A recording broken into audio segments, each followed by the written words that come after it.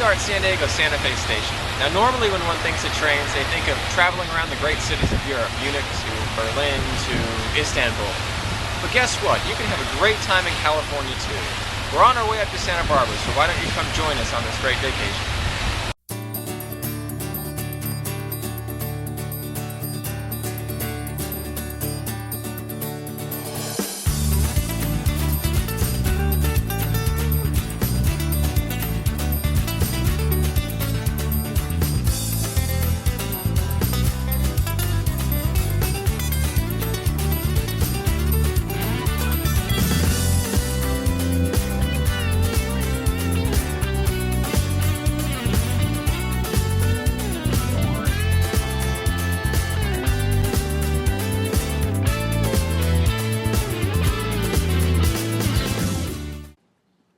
Our adventure this week takes us from San Diego to Santa Barbara on the Pacific Surfliner. We depart from Santa Fe Station at 6:10 in the morning, and in about 5.5 hours we'll arrive in Santa Barbara. After checking out the city for a couple of days, we'll stop in Santa Maria, just a 2-hour bus ride away, to say hello to Steve's grandpa. The next day, we'll head back to San Diego on the early train from Guadalupe. Santa Barbara has a long and interesting history. In the 1780s, it was founded as a mission town to Christianize the Chumash Indians. In the 1800s, agriculture dominated the local economy. Today, it's founded around mostly a university atmosphere and a summer town. As a matter of fact, during the summer months, it's full of European tourists. Europeans first came to California during the 18th century to spread Christianity and the Spanish Empire. The architecture of Mission Santa Barbara is distinct from other California missions. The front facade is a mixture of Greek Revival and Spanish colonial styles. The most distinct features are the mission's twin towers, the only mission in the system to have such adornment.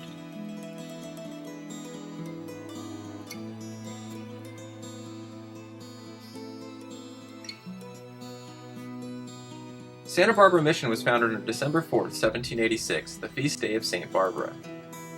The present building was created in 1820, but damaged severely in 1925.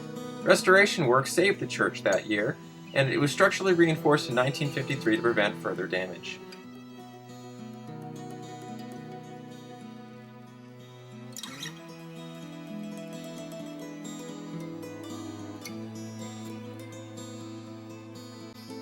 Nearly 4,000 people are buried on the grounds of this still functioning church. Santa Barbara is home to art museums and history museums, as well as a botanical garden and wineries. Since we only have a couple of days here, we're skipping the wineries. Behind me is the courthouse that dates from the 1920s. Though it's still a working courthouse, it does offer tours daily. So let's head inside. After an earthquake destroyed the courthouse in 1925, the Spanish Revival structure was built on the same site. Although it appears to be constructed of wood, the entire building is reinforced concrete and made to withstand earthquakes. The courthouse complex contains 4 buildings, all of which are still used except the jail, which is no longer up to standards. The most interesting feature of the courthouse is the mural room, so called because the walls are covered in murals. These paintings tell the story of Santa Barbara from the arrival of Cabrillo and Father Serra to the construction of the building. The room is currently undergoing restoration to clean the murals after an electrical fire and decades of tobacco smoke.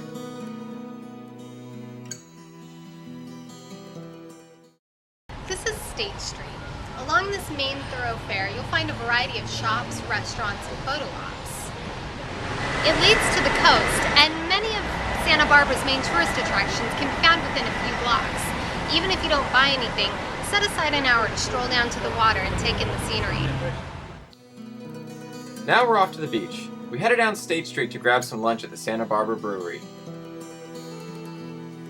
It was so good.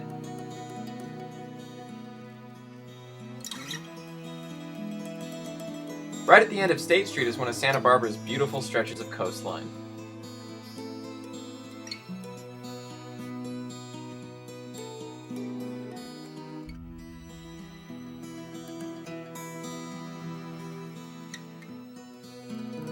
A long pier entices tourists with shops and restaurants, and who can resist relaxing on a sandy beach on such a beautiful day?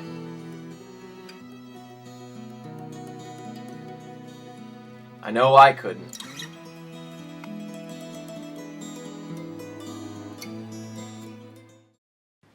We headed up to Santa Maria to see my grandfather John and his wife Joey. While there, I had the opportunity to learn about David L. Phillips, my ancestor who served in the Revolutionary War. Getting the information on David L. Phillips was a little bit difficult, as my grandfather John explains. You just kept tracking back from J.D., who had several brothers, and found out his father was Samuel, and tracked back Samuel, and his father is David, who was the Revolutionary War type. But now, how in the world did we get the stories on David? Mostly on Ancestry, because Yeah. we haven't been to very many libraries since we're into this. Ancestry.com provided most of the stories on David L. Why this particular fellow Reynolds wrote the brief story of David L., I'm not sure. It just said he was asked by other people to write the story. Oh, and you should know that it was in very poor language and with lots of misspellings. Yes, I told him that you would correct it. And I corrected it. I kind of wished you'd left it. Well, I had the as original is. on the back, I Yeah. think. Okay. But I think the original's there, but it just seemed so difficult to understand because so many words were misspelled, but I could pretty much... I particularly loved the last line. He said the country at that time was populated by Indians and wild beasts. Thanks for joining us on our trip to Santa Barbara, California. Join us next time for more of California's vacation hotspots.